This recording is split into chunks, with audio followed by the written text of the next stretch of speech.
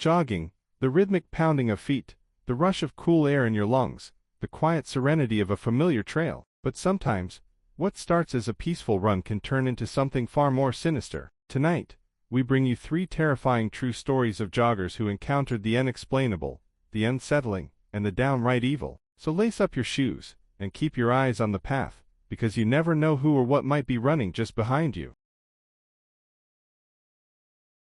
He was always there, same trail, same time, but he never moved, never spoke, until one day, he did. It was fall of 2018. Megan, a 32-year-old teacher from Oregon, had recently taken up jogging through the forest trails near her rural town. The trails were quiet, surrounded by towering pine trees and a soothing silence. She loved it, until she noticed the man. Every morning around 6:30 a.m., Megan would see him standing off the trail, dressed in gray sweats, a hoodie, and a black beanie. Not jogging, not walking, just standing and watching. At first, she thought maybe he was stretching or waiting for someone, but after a week of seeing him every day, always in the same spot, she started to get uneasy. Megan mentioned it to a friend, who told her to change her route, just in case. So she did, took a different trail for a few days. No sign of him, but on the 5th day he was there again. Same spot, same stillness. But this time, she swore he turned to face her. The next morning, she brought her dog, Max,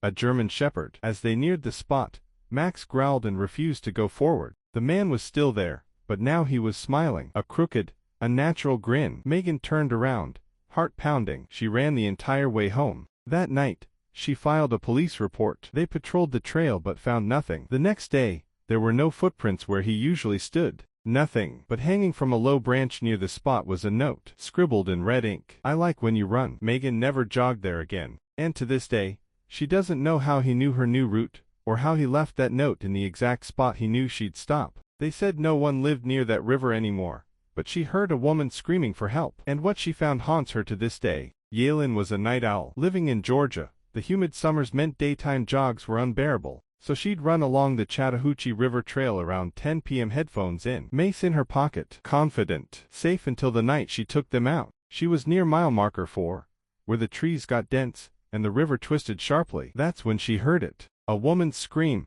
distant but blood-curdling, faintly yelling, "Help me," over and over. Yalin froze, took out her earbuds. Silence. Then again. "Please, someone help." She debated calling 911, but she thought, what if someone really needs help? She followed the voice. Down a narrow deer path toward the riverbank, she found an old, dilapidated dock. And beside it, what looked like a woman kneeling. Her back was turned, wet hair hanging over her shoulders. Her voice, soft now, whispering, "I knew you'd come." Yalin called out, "Mom, are you hurt?" The woman didn't move. When Yalin got closer, the woman turned slowly, her face, pale, bloated, swollen like something pulled from the river, eyes black and hollow. Yalin ran. She didn't stop until she was back on the main trail. As she looked back once more, the dock was gone. Yalin checked news archives. That area of the river was notorious for drownings.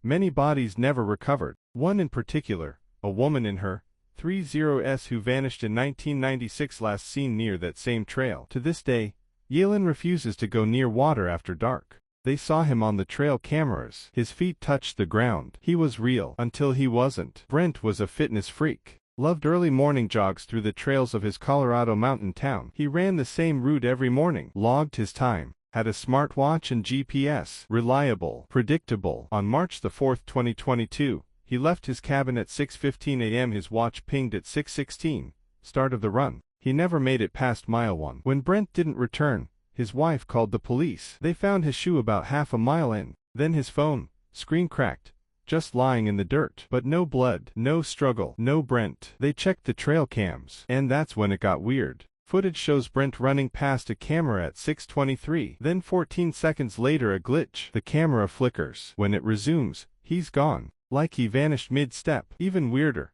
trees behind him moved as if something massive passed by, but nothing is visible. No animal, no human. Just trees shaking violently. Locals say the area is cursed. That in the 1800s, a group of miners died in those woods. Some were never found. Some say they were taken by something ancient, something buried beneath the mountain. 3 weeks later, Brent's smartwatch pinged a location, 10 miles north, deep in the forest. Rangers searched the area. All they found was a torn piece of his shirt and drag marks leading into a cave. They never found his body. Only the watch, still ticking, buried beneath a pile of rocks, as if someone didn't want it to be found. Jogging clears the mind. It lets you escape, but for some, it leads you straight into the unknown. These were just 3 stories. There are hundreds more. So next time you go for a run, keep your eyes open, your earbuds low, and if you feel someone watching you, don't stop.